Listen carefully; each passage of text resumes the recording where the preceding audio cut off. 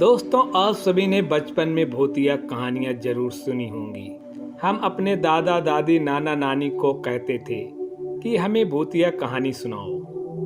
बचपन की वो भूत वाली कहानी बहुत डरावनी होती थी, लेकिन रोमांच से भरी होती थी। ऐसी ही कहानियाँ हम आपके बीच में लेके आए हैं, तो चलिए वीडियो को शुरू करते हैं। रामपुर गांव में मोहनलाल नाम का एक पहलवान रहता था। मोहनलाल के पास 50 भैंसे थे। पूरे दिन बस भैंसों की देखभाल करता और दूध पीता था। मोहनलाल पूरे दिन यही काम करता था। पहलवान अपने साथ 50 किलो का लोहे का डंडा रखता था। जरूरत के समय वह उसी लोहे के डंडे से लड़ाई करता था। कुछ दिनों से पहलवान रास्ते से आने वाले लोगों से पूछता था कि मेरा विवाह किधर होगा। जब लोग उसका जवाब नहीं देते थे तो पहलवान उसी लोहे के डंडे से लोगों की पिटाई करता था। एक दिन पहलवान के पास वाले रास्ते से एक ब्राह्मण और एक नाई दूसरे जगह से विवाह की रस्म करने जा रहे थे। उनको रास्ते में पहलवान मिल गया। पहलवान ने ब्राह्मण और नाई से वही सवाल पूछा, मेरा विवाह किधर होगा। नाई और ब्राह्मण दोनों भयभीत हो गए।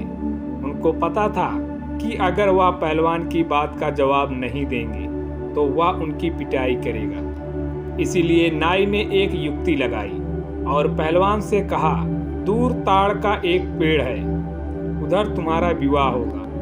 नाई की बात सुनकर पहलवान बहुत खुश हो गया और उसने अपनी 50 भैंसें उनको दे दी। पहलवान बोला, यह सब तुम लेते जाओ, अब यह मेरे किसी काम की नहीं है। अब मैं अपने ससुराल चला खातिरदारी करवाने। पहलवान ताड़ के वृक्ष को अपना लक्ष्य बनाकर उसके पास पहुंच जाता है। वहां पहले से एक झोपड़ी थी जिसके अंदर एक महिला और एक बच्चा था। पहलवान ने झोपड़ी के बाहर जाकर आवाज लगाई। महिला को समझ नहीं आया कि यह व्यक्ति कौन है। महिला ने सोचा कि मेरे पति के जानकार का होगा, इसीलिए महिला ने पहलवान को मेहमान के कक्ष में बैठा दिया और बाल्टी लोटा हाथ पैर धोने के लिए दे दिया। जब उस महिला का पति आता है तो पहलवान को देखकर वह आश्चर्य में पड़ जाता है कि यह व्यक्ति कौन है। वह अपनी पत्नी से पूछता है कि यह कौन है। तब पत्नी कहती है कि पता नहीं यह व्यक्ति कौन है, मैंने सोचा कोई तुम्हारा जानकार होगा, मगर यह बदतमीज है, इसने मुझे थप्पड़ मारा। लड़का रो रहा था तो मुझे मारा कि लड़के को क्यों रुला रही हो।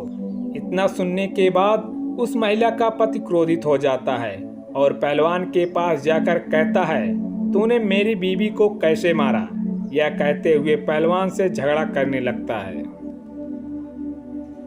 मोहनलाल पहलवान उसकी बदतमीजी बर्दाश्त नहीं कर पाया और लोहे का डंडा उठाकर उस व्यक्ति के सिर पे मार दिया। डंडे की लगते ही वह आदमी मर गया। अब उसकी पत्नी जोर जोर से रोने लगी, कहने लगी, तुमने मेरे पति को मार दिया, मेरे पति ही तो मेरा सहारा थे, अब वह भी मर गए, इसलिए तुम हमारे साथ ही मुझे अपनी जिंदगी जीनी होगी। इसलिए अब तुम्हारे साथ ही मुझे अपनी जिंदगी जीनी होगी। पहलवान भी उस महिला और उसके बेटे के साथ घर में रहने लगते हैं। 10-15 दिन बीत जाते हैं। घर में जमा सारा राशन पानी खत्म हो जाता है। तब महिला कहती है, तुम कुछ कमाई करोगे या हम ऐसे ही भूखे मरेंगे, बिना कमाए जीवन कैसे चलेगा। मोहनलाल पहलवान भैंसों का दूध पीने और उनकी देखरेख करने के अलावा कोई भी काम नहीं जानता था। तब पहलवान बोलता है, कमाई कमाई क्या होती है, कमाई बताओ हमें। वह महिला पहलवान को कहती है कि राजमहल में जाकर खेती करने के लिए कुछ जमीन मांग लो, जिस पर हम मेहनत करके अनाज उगाएंगे। महिला के कहे अनुसार पहलवान अपना डंडा हाथ में लेकर राजमहल की तरफ चला जाता है। राजमहल कुछ ही दूर बचा होगा कि पहलवान को अपनी ओर आते देखकर सभी लोग डर जाते हैं। वह सोचते हैं कि यह पहलवान कहीं उन्हें डंडे से ना मार दे। तभी राजा ने अपने मुंशी को तुरंत पहलवान के आने का कारण जानने के लिए भेजा। मुंशी पहलवान के पास जाता है। मुंशी कहता है, तुम यहाँ किस कारण से आए हो। पहलवान, पहलवान बोलता है, मुझे खेती करने के लिए राजा से कुछ जमीन मांगी है। पहलवान कहता है, मुझे खेती करने के लिए राजा से कुछ जमीन मांगनी है। मुंशी कहता है, तुम यहीं रुको, मैं राजा से बात करके आता हूँ। मुंशी राजा के पास जाता है और पहलवान के आने का कारण राजा को बताता है। तब राजा मुंशी को आदेश देते हैं कि पहलवान को जितनी जमीन चाहिए वह उसे दे दो। मुंशी जल्दी से पहलवान के पास जाता है और वह अपनी चालाकी से उसे शमशान घाट के पास बंजर पड़ी जमीन दे देता है। पहलवान जमीन पर जुताई करने से पहले सोचता है, इस खेत में पीपल का पेड़ है जिसके कारण फसल कम होगी, इसलिए मैं इस पीपल के पेड़ को हटा देता हूँ। इतना सोचकर पहलवान पीपल के पेड़ पर लोहे का डंडा मारता है। जैसे ही पहलवान ने लोहे का डंडा पीपल के पेड़ पर मारा तो पीपल के पेड़ से भूत नीचे उतर आए और पहलवान से लड़ाई झगड़ा करने लगे। पहलवान भूतों का डटकर सामना करता है।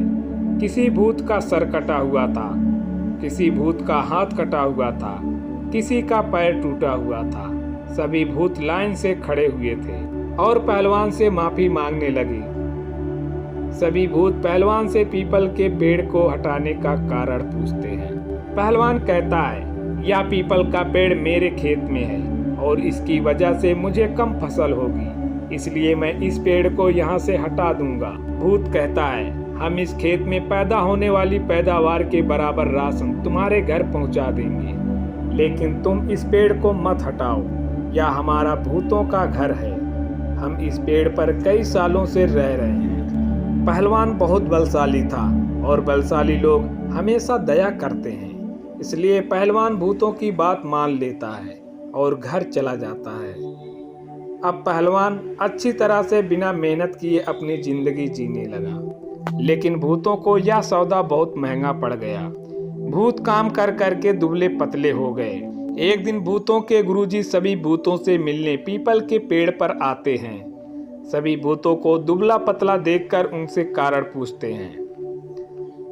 सभी भूत कहते हैं, एक पहलवान है, उसकी हुजूरी करने और उसके घर राशन पहुंचाने में ही हमारा सारा समय बीत जाता है, जिसके कारण हम इतने दुबले पतले हो गए हैं। भूतों के गुरुजी को यह बात बहुत बुरी लगी और उन्हें क्रोध आया।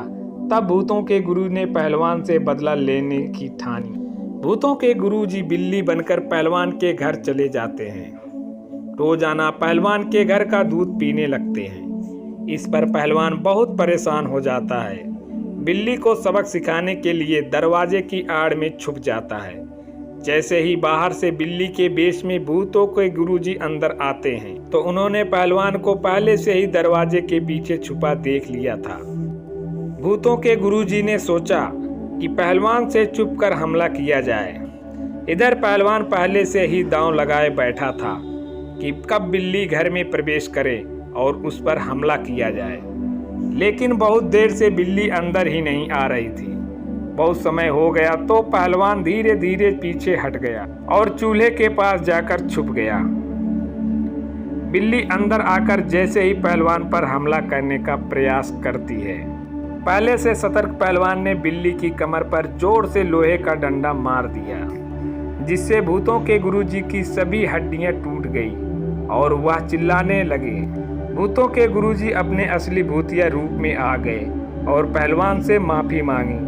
पहलवान गुरुजी से पूछता है, उनको छोड़ने के बदले उनकी क्या सजा होगी। गुरुजी ने अपने आप ही स्वीकार कर लिया कि जितना राशन पहलवान के घर पर आता है, अब उसका दुगना राशन पहलवान के घर पर भिजवा दिया जाएगा, जिसके बाद पहलवान गुरुजी को छोड़ देता है।